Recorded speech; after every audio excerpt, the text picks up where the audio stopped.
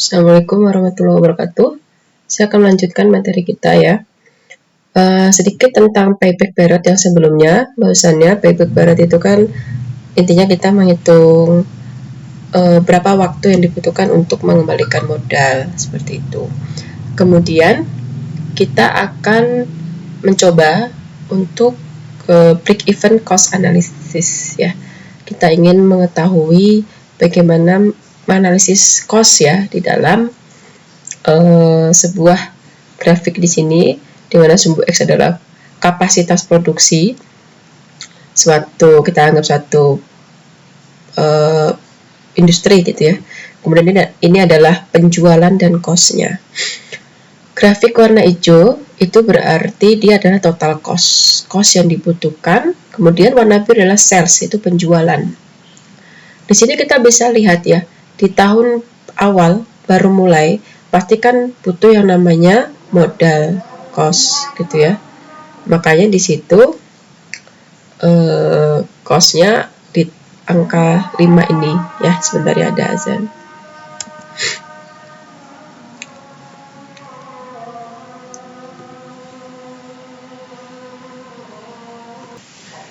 Oke, kita lanjutkan. Di awal tahun sales tentu belum ada karena kan baru produksi ya kan, makanya dia 0. Kemudian kalau cost dari awal sudah ada, yaitu kita anggap misalkan ini dalam euro ya, 5 euro. Nah, karena ini ya, saya langsung aja jelaskan karena kita nggak ada interaktif. Nah, pertanyaannya berapakah fixed cost-nya, variable cost itu yang mana gitu ya, BEP itu yang mana, loss area mana, profit area yang mana. Oke. Ini kita sebut sebagai fixed cost. Fixed cost itu adalah modal awal. Artinya yang namanya kita produksi, mau ada penjualan atau tidak, ya setiap tahun ya, waktunya itu pasti dia akan mengeluarkan uang minimal adalah 5 euro ini, ya kan? Fixed cost itu namanya ya. Kemudian kalau namanya fix itu tetap ya, maka dia di sini tetap. Kemudian ini kita sebut sebagai variable cost. Kan total cost itu kan yang warna hijau ini, berarti dari paling bawah sampai yang di sini ya. Kalau variable cost artinya biaya yang dikeluarkan tapi berubah-ubah ya. Setiap tahunnya berubah-ubah ya. Tergantung jumlah produksinya gitu ya.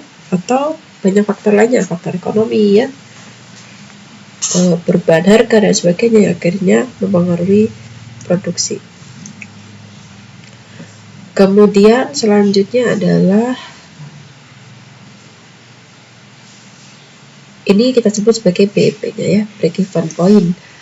BEP itu adalah waktu di mana ya total penjualan ini gitu ya, maka dia sama dengan total cost-nya. Atau bisa dikatakan waktu di mana modal itu mulai kembali, ya kan? Modal awalnya itu kembali. Ditandai dengan ini contohnya, ya. Titik di mana total sales penjualan itu sama dengan total cost-nya. Kemudian, nah ini, karena di awal-awal ini bisa dikatakan dia belum mengalami yang namanya keuntungan ya. Kita bisa lihat di sini ya, total sales itu di bawah, bayangkan di bawah cost ya. Nah di titik BEP inilah dia mulai yang namanya mengalami profit. Berarti awal-awal masih rugi. Jadi jangan heran ya kalau mungkin di sini ada yang punya usaha atau apa, kemudian awal-awal jualan kok nggak ada untungnya, tapi itu hanya rugi. Nah memang seperti itu aja ya, kecuali kalau memang dari awal profitnya udah sampai berkali-kali lipat, itu kemungkinan bisa jadi ya, kalau misalkan mau memperoleh keuntungan di awal jualan juga. Kalau misalkan untuk portfolio yang besar, saya rasa butuh waktu ya, apalagi properti contohnya ya. Oke, ini profit. Nah, yang paling atas ini kita sebut sebagai nilai profit itu di sini gitu ya. Kemudian total keuntungannya adalah di sini. Berarti dia mulai mengalami profit ya segini ya. Nilai profitnya berarti kalau bisa dihitung ya segini. 15 ke 20 ini. Oke, kita masuk ke return of investment atau ROI, yaitu perbandingan income per tahun terhadap investasi. Berarti kita membandingkan antara pemasukan dengan investasi kita, di mana kita menggunakan ROI acuan ini biasanya ditetapkan di awal investasi. Kalau payback period kan indikasi keuntungannya itu bukan indikasi keuntungan, tidak bisa ya, tapi terkait waktu. Kalau di sini kita bisa mengindikasi ya keuntungan itu lewat prosentase gitu ya. Dan dibandingkan dengan ROI acuan. ROI acuan ini biasanya bunga bank sih ya anggap aja ini masih hitungan kapitalisme ya. Ya kalau memang di dunia bisnis hitungannya ya memang kita mengajunya ke bunga bank ya, karena bunga bank itu juga kan menampilkan kondisi ekonomi suatu negara gitu ya.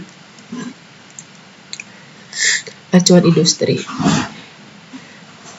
Nah, ROI bermacam-macam. Ada yang memperhitungkan depresiasi. Depresiasi itu berarti penurunan nilai suatu barang ya. Artinya gini, kita misalkan seorang sopir angkot gitu ya, dia punya angkot kan, misalkan angkotnya sendiri.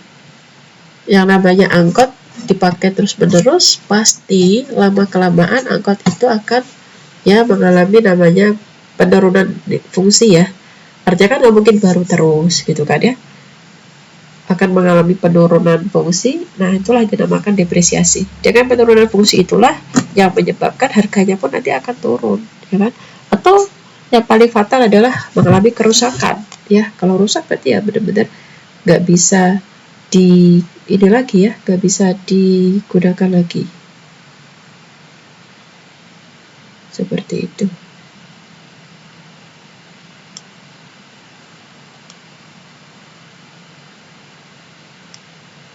Oke, selanjutnya pajak. Pemasukan kita pajak diperhitungkan, karena kalau pajak itu pasti akan mengurangi pemasukan ya kan. Maka jangan heran kalau perusahaan-perusahaan itu kadang suka pakai konsultan pajak gitu ya. Ya tujuannya supaya sebisa mungkin gitu ya pemasukan itu pajak itu kecil gitu ya. Bunga ya, kalau misalkan suatu perusahaan itu punya hutang ke bank atau apa, itu harus diperhitungkan. Kemudian investasi biasanya dinyatakan dalam biaya awal maupun investasi rata-rata ya, artinya per tahun atau per jangka waktu tertentu. Ada ROI pemasukan sebelum pajak per biaya awal, ROI yang kedua pemasukan sebelum pajak dibagi rata-rata investasinya gitu ya. Kemudian yang ketiga pemasukan net setelah pajak dibagi rata-rata investasi. Contoh ya, ada suatu usaha biaya awalnya 26 juta euro dengan nilai sisa 6 juta euro pada akhir tahun keempat. Proyeksi income per tahunnya seperti ini sebelum pajak. Hitung ROI-nya gitu ya. Maka yang pertama kali adalah kita ratakan rata-rata pemasukannya ya per tahunnya sebelum pajak 3, 4, 5,5 tambah 3, kita jumlah dibagi jumlah tahunnya adalah 4 gitu ya. Berarti totalnya 3,875 juta euro per tahun.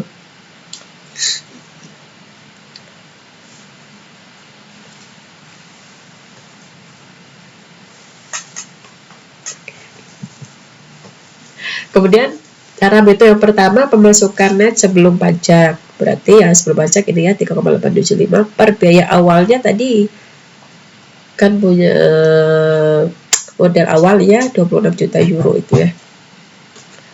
Maka akan diperoleh ROI-nya adalah 14,9%. Kemudian yang kedua, dibagi rata-rata investasi gitu ya. Rata-rata investasi berarti ya 26 ditambah 6, karena tadi di akhir tahun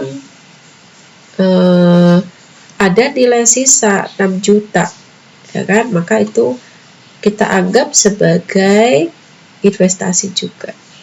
Kemudian di rata-rata ya, 26 plus 6 dibagi 2, maka 24,2%. Yang ketiga, kita memperhitungkan pajak dengan asumsi pajaknya 30%.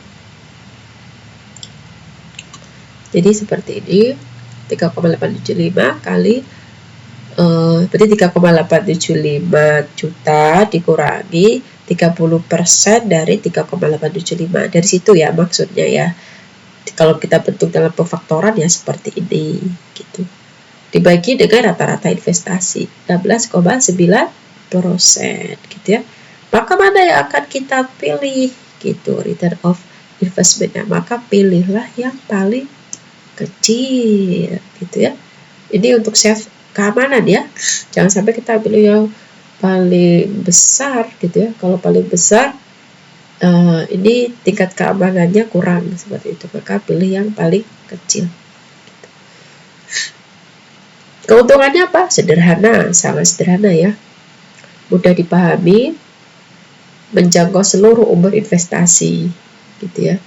Kalau payback period kan ya udah, setelah payback period tidak terjangkau lagi ya lainnya gitu ya, udah sampai misalkan 5 tahun itu aja. Tapi kalau ROI tidak gitu ya. Kekurangannya adalah variasi cara perhitungan ROI ini menyulitkan penetapan ROI acuan. Ya, karena kan dia nanti untuk mengambil kita pilihan mana layak atau tidak layak, kita menggunakan ROI acuan gitu ya. Jadi tidak bisa sembarang menentukan ROI acuan ya, yang artinya cukup sulitnya di situ. Kita pilih acuannya yang mana.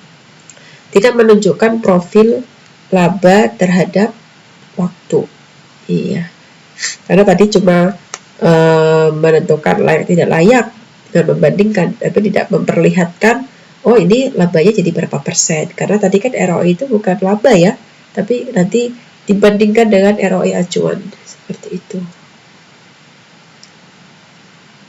Kemudian selanjutnya ROI tadi tidak memperhitungkan nilai waktu dari uang, jadi tidak realistis gitu ya, seperti itu. Tadi kita sudah bahas ya sebelumnya break even, payback period sampai ROI, di mana kedua metode ini tidak memperhitungkan nilai waktu dari uang. Kemudian kalau selanjutnya kita akan menentukan kriteria investasi yang memperhitungkan nilai waktu dari uang, seperti itu ya. Time value of money, apa itu nilai waktu dari uang? Uang itu ternyata punya nilai waktu. Yang pertama, sebelum kita ke metodenya, kita coba saya tanya ya. Misalkan saya diberi uang 100 juta sekarang, atau saya milih tahun depan. Kalau saya ya pasti pilihnya tahun sekarang gitu ya. Kenapa? Karena belum tentu uang 100 juta ini, misalkan tahun sekarang saya bisa pakai buat beli tanah berapa ya. Misalkan anggap aja per meternya 2 juta ya. Berarti 50 meter persegi misalkan ya. tahun depan belum tentu gitu ya, karena apalagi kalau harga tanah itu pasti akan naik ya, apalagi harga rumah. Atau misalkan tahun ini bisa dipakai buat beli kebutuhan hidup gitu ya, cukup misalkan untuk berapa ya, 1 tahun misalkan ya, setahun sebulannya 10 juta kalau keluarganya banyak gitu misalkan ya, tapi tahun depan belum tentu ya kan. Jadi kenapa kita ikut arisan gitu ya, karena kalau dipikir-pikir ya, orang ikut arisan itu kasihan juga ya, dapatnya paling terakhir sebenarnya gitu ya. Bagi kalau jangka arisannya panjang itu sebenarnya lumayan ya. Meskipun saya pribadi juga masih ikut arisan gitu ya. Kalau saya sih lebih melihat dari sisi sosial ya, lebih karena sosialisasi dengan tetangga dan sebagainya gitu ya. Meskipun kalau itu ya rugi juga ya kan. Ya, kalau dapatnya dari awal, kalau arisan itu jadinya kayak utang gitu kan. Kalau dapatnya terakhir ya anggap aja nabung, tapi di sisi lain secara nilai waktu kita rugi juga. Atau misalkan ada disuruh pilih, diberi uang 100 juta sekarang atau 150 juta tahun depan. Ya kalau saya pribadi pilih ya 150 juta. Karena kan dalam 1 tahun belum tentu inflasi itu tidak sebesar ini ya, sampai 50% ya. Inflasi kan paling di bawah 10% atau di atas 10% dikit lah. Paling nilainya berubah jadi 110 juta tahun depan. Gak sebanyak ini. Jadi kalau saya ya udah, kalau ditawarnya 150 ya saya pilih tahun depan karena kenaikannya cukup besar ya, sampai 50%. Kecuali kalau 100 juta sekarang sama 101 juta tahun depan, nah itu harus dihitung benar-benar ya. Bisa jadi tahun depan setahun lagi 1 juta itu seperti ya sama aja nilainya gitu. Jangan tahun 1 juta tahun sekarang gitu ya. Nah, itulah yang tadi kita sebut sebagai uang itu memiliki nilai waktu gitu ya.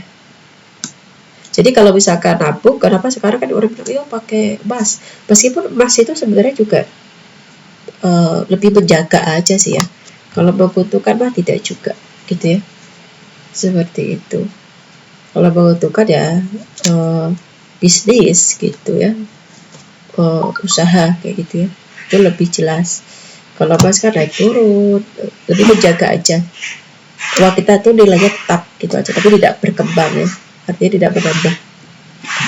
Kita sebut sebagai yang pertama future value, nilai yang akan datang. Dilambangkan dengan F itu future, kemudian P itu present value, nilai uang dari sekarang. P present value ditambah I itu adalah interest, atau kita sebut nilai inflasinya gitu ya.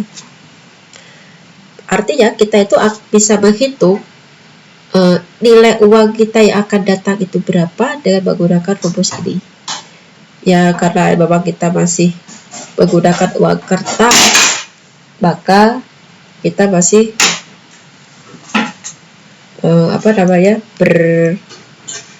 berdasarkan pada bunga bank ya, seperti itu gitu ya. Berbeda dengan emas ya, kalau emas itu nilainya akan tetap sama. Contoh misalkan gini, di zaman Rasul itu beli kambing itu harganya kalau salah sama seperti 1 dinar ya, 1 dinar ya kalau salah. Dan ternyata benar gitu ya, sampai saat ini memang harga kambing itu 1 dinar emas kayak gitu. Itu lebih seperti itu kalau emas itu.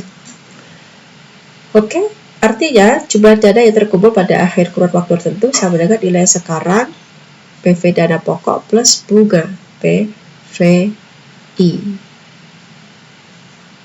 Bunga pun macam-macam, ada bunga sederhana, berarti dia dihitung secara linear. Kemudian dia tidak ditambahkan ke dana pokok untuk menghitung perolehan berikutnya. Ada juga bunga majemuk. Nah, bunga majemuk ini besarnya dana pokok sama dengan dana pokok periode sebelumnya ditambah jumlah yang diperoleh sampai dengan waktu itu. Kalau kapan itu lebih majemuk ya, yang lebih banyak. Tadi kita lihat ke contoh nih bunga sederhana. Maaf ya, ini kasih tahu cara orang bank ya gitu ya. Ya meskipun kalau yang muslim tahu ya ini namanya riba sebenarnya ya, nggak boleh ya. Kemudian F itu harga yang akan datang, maka PV plus I gitu ya. PV plus PV kali I kali N gitu ya.